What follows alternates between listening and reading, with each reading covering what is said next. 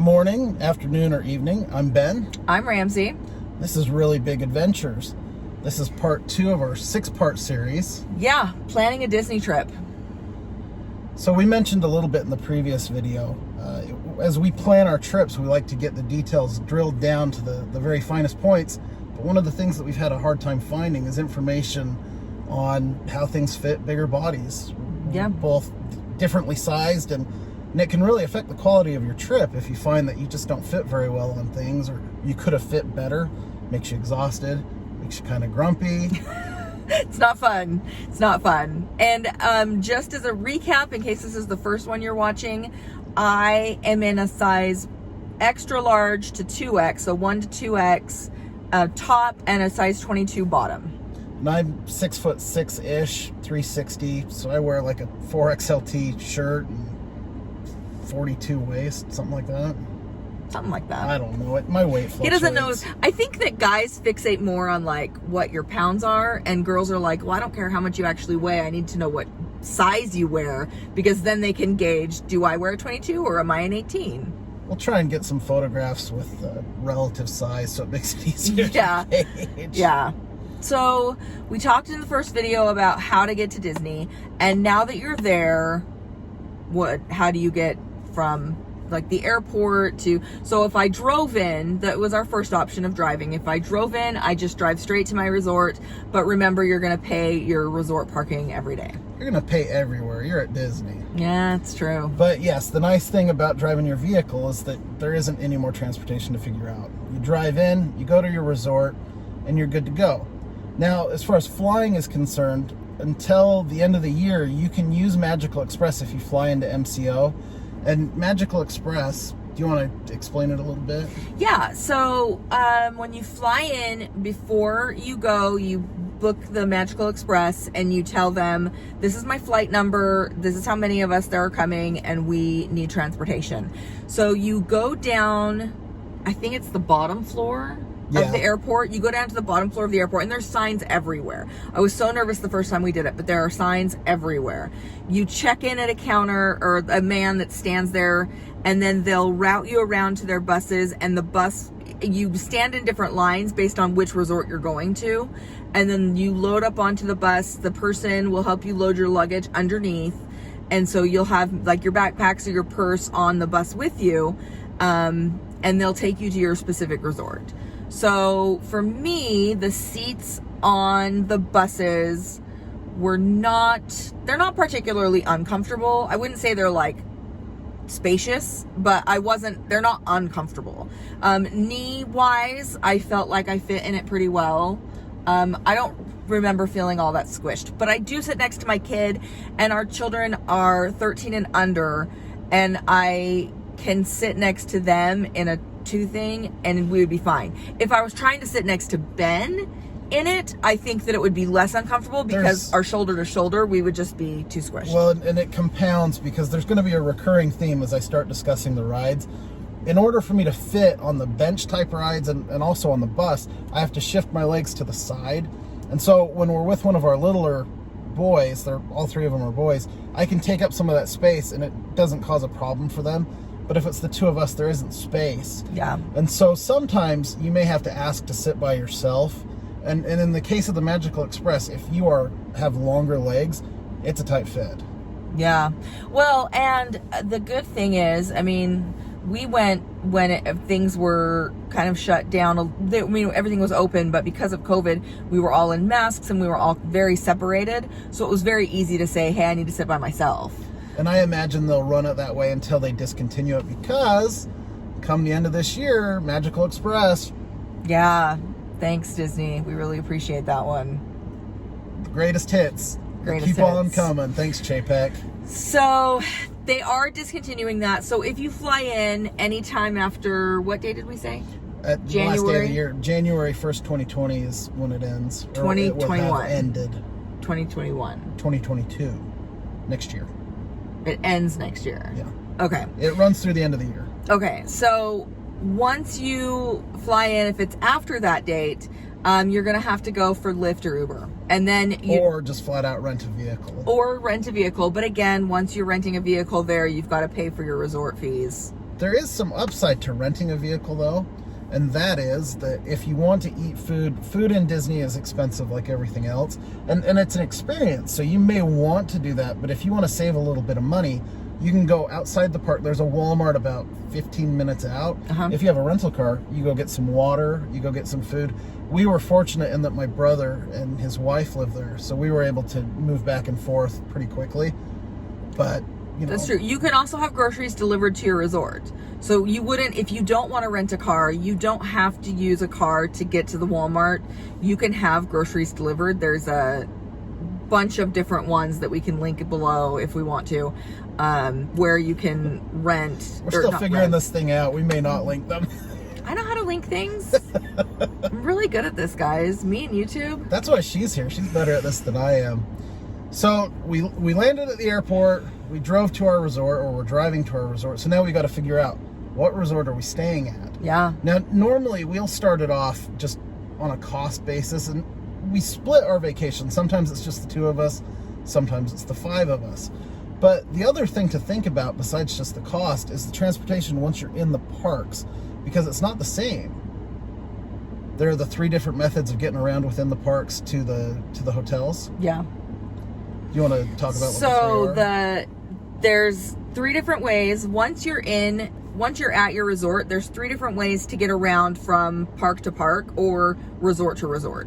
You've got the Skyliner, you've got the Monorail, and you've got the buses. The Skyliner is the newest one. It's also by far the best. And it's by far the best. It runs a lot, it runs quickly, it runs consistently. Yes, and you are in a gondola. And so, again, because of COVID, they separated it out. It was just your family that was in there. We had so much room. I mean, these are room enough that people can be pushing strollers in, and you wouldn't have to fold your stroller down. Yeah, if you're differently abled and you have a mobility scooter, or if you have a wheelchair, there are gondolas that are set up specifically for that. The rear bench lifts. You roll right in, and they take you on and off separately, independently of the gondolas that run constantly. It's wonderful. They've really set it up well. Yeah. So the Skyliner is hands down, I think, the best one. But the Skyliner Resorts are the Riviera, which is a deluxe, right?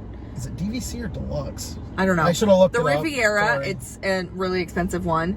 Caribbean Beach Resort, which is a moderate. Art of Animation, which is considered one of their values, but it's more because it's over there by Pop Century, which is a value resort. But Art of Animation is more moderately priced because you're getting the family suites. No, I think it'd be great. You've got a whole family suite. You, mom and dad, have a door and a bedroom to where the kids are sleeping, which I think is a good deal. All right, well, you can stay there next time. I'll be in the Polynesian thing. So last time, before you jump to the next part, we stayed in the Caribbean Beach Resort in the Aruba building. Yeah. And it is right adjacent to the Skyliner. Skyliner stop for the Riviera. And so we would step outside of the room, and it was, 30 steps to the stop? It was so close. It was so nice. And so getting to Epcot and Hollywood Studios, some of those days, you're just exhausted. And having to march, part of the reason I don't like Pop Century is the time that we stayed there, it was a death march to the bus. Yeah. And if you've done 10 miles and your feet are blistered and messed up, take care of your feet. You must. You do not want to make that kind of march. And so having nearby intra-park transportation is a huge deal. Yeah, I agree. And you need to know, with the Skyliner, it does not go to every single park. So the Skyliner stops at those resorts, and then, let's see, the Skyliner stops are the Monorail transfer station at Epcot, the Riviera, like he said, the Caribbean Beach, it goes to Hollywood Studios, and Art of Animation and Pop Century. And so at Caribbean Beach, there are 2 stops. Right. So if you're staying at one of those resorts with the stop, you can get to Epcot or Hollywood Studios. Those are the only 2 parks you can get to from the Skyliner. And you have to be staying on one of those Skyliner resorts to use the Skyliner. Does that make sense? Well, you can use the Skyliner independently of where you're staying. It just won't get you where you're going. Right. Well, I mean, if you just wanted to go ride the Skyliner, you could just go ride the Skyliner. And that was the first thing our kids wanted to do, is get on the dang thing and ride it around. Yeah. But I mean, you would just be going from Epcot or Hollywood Studios over to one of the resort stops and back, I guess, if you want to ride it back. The other thing to be mindful of is the stops that have Skyliner access do not have bus service. Yeah. So if you are Wait a on... minute. Yeah, Say they it don't. again. So if you are at Caribbean Beach at Aruba, there is not a bus to Hollywood Studios. Oh, okay. Yeah, that's right. Yeah. And there's not a bus And to there's- Epcot. You have to take the Skyliner. You will be taking the Skyliner. Not that that's a big deal. It's easy to get on and off of. They'll stop it if you need it to. It's lovely. I think the only reason it would be a big deal is if you're afraid of heights, and that could potentially be a big deal. Yeah, Close but your I mean, eyes. it's not bad. It's not, and I'm not a big fan of heights, but it's really not that bad. Sorry. Okay, so the other way you can get around Epcot is the monorail. So I think that Can you say that without thinking about the Simpsons episode? Yeah, I can. I can't. I hear the Lionel Hutz Monorail song. I can say it without it. Monorail. Yeah, Sorry. I know. Okay, so I'm telling you this in order of comfort. Skyliner's the most comfortable. North Haverbrook. Monorail.